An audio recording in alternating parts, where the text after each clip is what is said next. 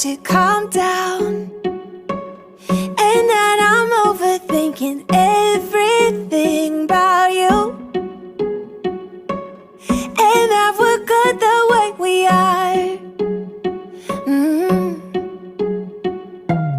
But I don't know that much about you, what things you like and what you don't. It's not that long since I met you for the first time. You know we should work it out. You know we should work it out. Before I'm too invested, I should probably ask you all my questions, get to know you better. Like, can you be trusted? Will you take me for granted? And will you let me down? I know I'm feeling something for you. The way you look, the way you laugh, and how you move.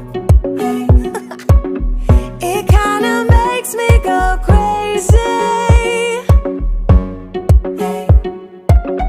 But we should take it slow, work things out so you don't let me go. When I come real close, I don't wanna get hurt, 'cause I'm not ready to give you my heart yet. Before I'm too invested, I should probably ask you all my questions, get to know you better. Like, can you be trusted? Will you take me for granted? And will you let me down? Before I'm too invested, you should take it easy.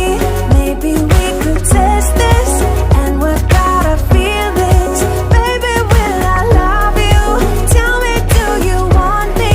And will you let me down? Yeah. La la la la la la la la la la la la la la la la la la.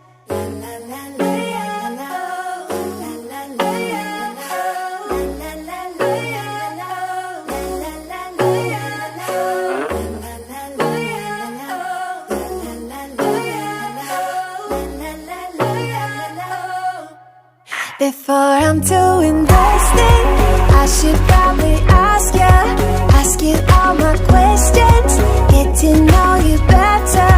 Like, can you be trusted? Will you take me for granted? And will you let me down? Before I'm too invested, you should take it easy.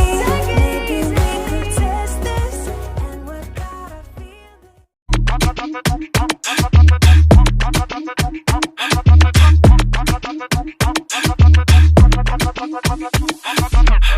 I'm fighting my temptations, building up, I'm anxious. I know he wanna keep me all up in his room.